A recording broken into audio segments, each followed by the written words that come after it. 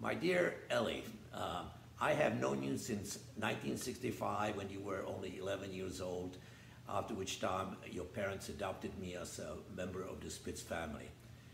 Over the years, I have seen you grow into a successful lawyer, rabbi, Jewish scholar, dedicated husband and father, and above all, the ultimate mensch.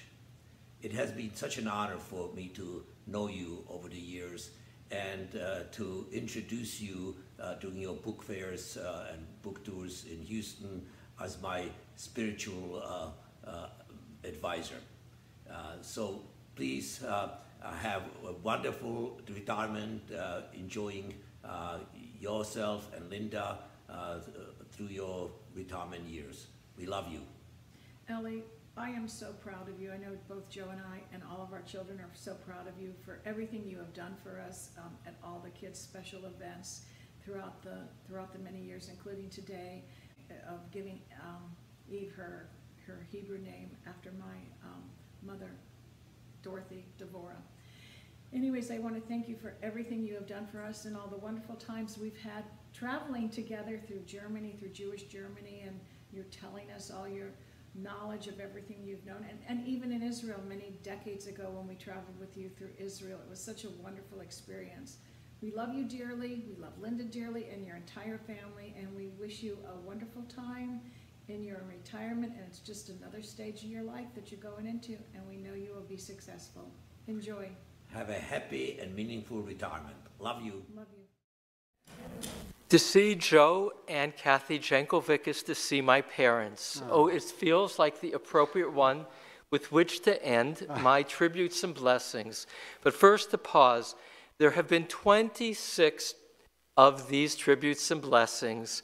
I want to thank first Phyllis for the 20 past and current president and their history of the congregation in terms of our interactions.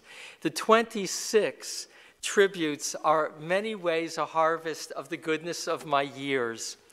Joe Jankovic came into my life through my parents.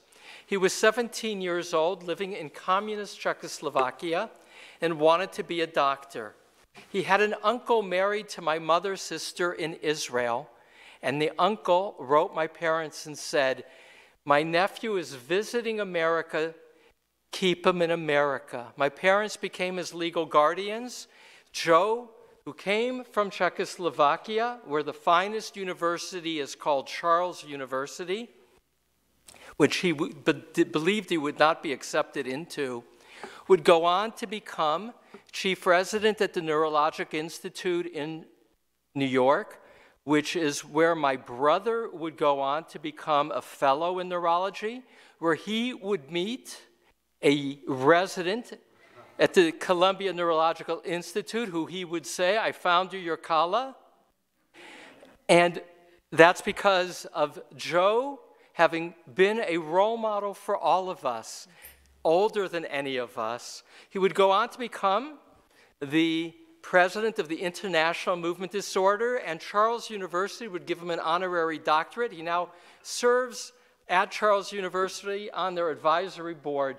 That is America at its best. I could tell beautiful stories about my mother fighting for Joe to get into Maryvale High School because he spoke no English. And they said to my mother, "We have no ability to take on a student who doesn't speak English." And my mother was very savvy. You know, I often quote her. She began to cry and said, "But this is America. Give him a chance." Bottom line, more than that, Joe and his beloved Cathy, who we would meet in Phoenix and would marry, have become such a part of our family. So when Anna and Lev get married next month, Joe and Cathy will share that celebration with us. He's been here for all the bar and bat mitzvahs through the years. As I say, to see Joe and Cathy is to know the following. When you do a kindness for somebody with no anticipated return, but for all the right reasons, you never know the unintended consequences. And the unintended consequences of having Joe in my life is to have Joe and Cathy in my life and increase love. Thank you. May you, Joe and Cathy, continue to harvest all the good that you have sown.